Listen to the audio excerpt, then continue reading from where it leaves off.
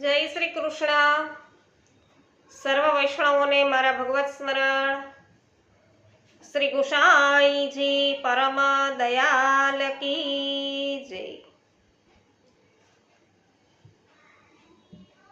પુષ્ટિ સત્સંગ ચેનલમાં આપ સર્વ વૈષ્ણવજનોનું હાર્દિક સ્વાગત કરું છું. આજે સત્સંગમાં 252 વૈષ્ણવોની વાર્તામાંના વૈષ્ણવ 124માં એક મોચી દ્વારિકાજીના માર્ગમાં એક ગામમાં રહેતા હતા. હવે શ્રી ગુસાઈજીના સેવક એક મોચી દ્વારિકાના માર્ગે એક ગામનો રહીશ તેની વાર્તાનો ભાવ કહીએ છીએ. એ સાત્વિક ભક્ત છે. લીલામાં એનું નામ બ્રાહ્મણ નંદિની છે અને એ શશિકલાથીને પ્રગટ્યા છે, એટલે એમના ભાવરૂપ છે. વાર્તા પ્રસંગ લઈએ. એક વેળા શ્રી ગુસાઈજી શ્રી ગોકુળથી શ્રી રણછોડજીના દર્શન અર્થે શ્રી દ્વારિકાજી પધારે છે. માર્ગમાં આ મોચીનું ગામ આવે છે. ગામની બહાર આપ શ્રી મુકામ કરે છે અને શ્રી ગુસાઈજી રસોઈ કરીને શ્રી ઠાકોરજીને ભોગ સમર્પીને યથા સમયે ભોગ શરાવીને પોતે ભોજન કરીને બીડી આરોગી અને ગાદી તકીએ બિરાજે છે. બધા સેવક ટહેલવા મહાપ્રસાદ લઈ ચૂક્યા છે. આ મોચી ત્યારે ત્યાંથીને નીકળે છે અને તેને તેમના દર્શન થાય છે. સાક્ષાત પૂર્ણ પુરુષોત્તમના દર્શન થાય છે. એટલે વૈષ્ણવ શ્રી ગુસાઈજીના દર્શન કરતા જ એને સાક્ષાત પૂર્ણ પુરુષોત્તમના દર્શન ગુસાઈજીમાં થાય છે. તેથી તે ખૂબ જ રાજી થઈ ગયો છે અને તે શ્રી પ્રભુને સાષ્ટાંગ દંડવત કરીને બે હાથ જોડીને કૃપા કરીને પોતાનો સેવક કરવા વિનંતી કરે છે. શ્રી પ્રભુ તેના પર કૃપા કરીને તેને નામ સંભળાવીને સેવક કરે છે. પછી તેઓ તેને ક્યાંકથી ભગવત સ્વરૂપ લાવીને તેની સેવા કરવાની આજ્ઞા છે એ કરે છે. ત્યારે તે મોચી તેમને કહે છે કે મહારાજ, મારે ત્યાં શાલિગ્રામનું એક સ્વરૂપ છે, જેને મંગાવીને શ્રી ગુસાઈજી એને પંચામૃત સ્નાન કરાવીને પાટે બેસાડીને એની સેવા કરવાની આજ્ઞા તેને કરે છે. અને પછી તેઓ શ્રી રણછોડજીના દર્શનાર્થે શ્રી દ્વારિકાજી પધારે છે. તો વૈષ્ણવો, આ મોચીને શ્રી ગુસાઈજીના સાક્ષાત પૂર્ણ પુરુષોત્તમ રૂપે દર્શન થયા છે, જેથી તે તેમના પ્રત્યે ભક્તિભાવ છે એ જાગે છે. અને પછી તેની વિનંતીથીને શ્રી પ્રભુ તેને નામ સંભળાવી પોતાનો સેવક કરે છે અને શાલિગ્રામના સ્વરૂપની સેવા કરવાની આજ્ઞા તેને આપે છે. આમ તે શ્રી પ્રભુનો કૃપાપાત્ર બને છે. આ મોચીને તો શ્રી ગુસાઈજીમાં આસક્તિ થઈ હોય તે તો શાલિગ્રામમાં શ્રી ગુસાઈજીની ભાવના કરી અને ભગવત સેવા કરવા લાગે છે. તે તિલક છાપા કરે છે, સુંદર ઉજ્જવળ વસ્ત્રો પહેરે છે, ધોતી ઉપરના સિવાય બીજું કશું પહેરતો નથી. બ્રાહ્મણની જેમ તે રહેવા લાગે છે. ગામના બધા બ્રાહ્મણો મળી અને તેને દુઃખ દેવા લાગે છે અને કહે છે કે તું શુદ્ર થઈને બ્રાહ્મણની ચાલ કેમ ચાલે છે, એમ બધા એને પૂછે. ત્યારે તે પોતે પણ બ્રાહ્મણ હોવાનું તેઓને કહે છે.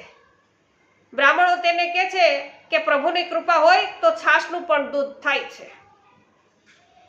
તો પ્રભુ બધું કરવા માટે સમર્થ છે. એટલે બ્રાહ્મણો એને કહે કે અમે નજરે જોઈને તો માનીએ કે બધું પ્રભુ કરવા સમર્થ છે, તું એમ કે છો. તો ત્યારે તે છાશ મંગાવે છે અને પછી તે પ્રભુને એવી વિનંતી કરે છે કે મહારાજ, શ્રી ગુસાઈજીના સંબંધે હું બ્રાહ્મણ થયો હોઉં ને તો આ છાશનું દૂધ કરી દેજો. એટલે કે શ્રી મહાપ્રભુજી શ્રી ગુસાઈજીનો હું સેવક થયો છું, બરાબર. તો મને શ્રી ગુસાઈજીનો સંબંધ છે એ ગુરુ અને શિષ્યનો અમારે સંબંધ થયો છે. તો એ સંબંધથીને જો હું બ્રાહ્મણ બન્યો હોઉં તો આ જે મેં છાશ મંગાવી છે એ છાશ છે એનું દૂધ થઈ જાજો. પછી એક ઘડી રહીને જુએ છે ને તો છાશનું દૂધ થઈ ગયું છે. ત્યારે સૌ બ્રાહ્મણો ચકિત થાય છે અને પછી એ દૂધની ખીર કરીને બધાય બ્રાહ્મણોને ખવડાવીને વિદાય કરે છે. બધા એ મોચીને દંડવત કરીને પોતપોતાને ઘેરે જાય છે. એ દિવસ પછી એ મોચીને કોઈ દુઃખ દેતું જ નથી. તો એનો ખૂબ જ આદર કરવા લાગ્યા. અહીંયા કહેવાનું તાત્પર્ય એ છે કે પ્રભુ બધું કરવા સમર્થ છે. તેની કૃપાથી ને છાસનું દૂધ થાય છે અને ભગવાન પોતાના ભક્તની લાજ રાખે છે, એટલે કે ભક્તના વચનો છે એ પણ સત્ય ઠેરાવે છે. ઇતિહાસમાં આપણે ડોક્યું કરીએ તો આપણને જણાય કે ભગવાન ભક્તની હંમેશા લાજ રાખે છે. પછી એ મીરાબાઈ કૃષ્ણ ઘેલી હોય, કૃષ્ણના દીવાના મીરાબાઈ, તો રાણો તેને ઝેરનો પ્યાલો પીવા માટે મોકલે છે ત્યારે સ્વયં શ્રી કૃષ્ણ વિષ્ણુ અમૃત કરીને ઉગારી લે છે ને, તો એ વાતથી તો સૌ વાકેફ જ છે. તો પછી છાસનું દૂધ શા માટે ન થાય ભાઈ? તો આ વાર્તાનો આશય એ છે કે વૈષ્ણવનું સ્વરૂપ છે ને એ ખૂબ જ અલૌકિક છે. વૈષ્ણવ ક્યારે થયા?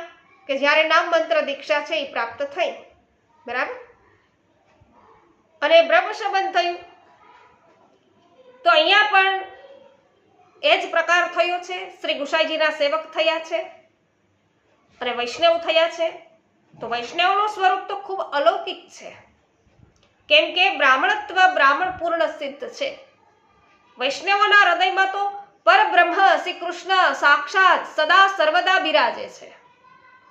તેથી એમનામાં અલૌકિક આ મોચી શ્રી ગુસાઈજીનો આવો કૃપાપાત્ર ભગવદીય હતો. એની વાર્તા તો ક્યાં લગી કરવી. વૈષ્ણવો, આજે તમને આ વાર્તા પ્રસંગ પસંદ પડ્યો હોય, આનંદ આવ્યો હોય, કોઈ સારી સચોટ માહિતી પ્રાપ્ત થતી હોય તો અવશ્ય આ સત્સંગને લાઈક, કમેન્ટ અને શેર કરવાનું ભૂલતા નહીં. સાથે સાથે હજુ સુધી આપે પુષ્ટિ સત્સંગ ચેનલને સબસ્ક્રાઇબ ન કરી હોય તો અવશ્ય કરી લેજો, જેથી આ રીતે તમને રોજે રોજ સત્સંગ છે સાંભળવા મળશે. રોજ રાત્રિના 9:30 વાગે લાઈવ થઈ અને ભગવદ્ વાર્તા કરીએ છીએ, તેનો આનંદ પણ માણી શકશો. બપોરના 2 વાગ્યે લાઈવ સત્સંગ કરીએ છીએ, એમાં પણ આપ જોડાઈ શકશો. માટે અવશ્ય પુષ્ટિ સત્સંગ ચેનલને સબસ્ક્રાઇબ કરી અમારી સાથે સત્સંગમાં જોડાયેલા રહેજો. સર્વને મારા જય શ્રી કૃષ્ણ. શ્રી ગુસાઈજી પરમ દયાલ કી જય.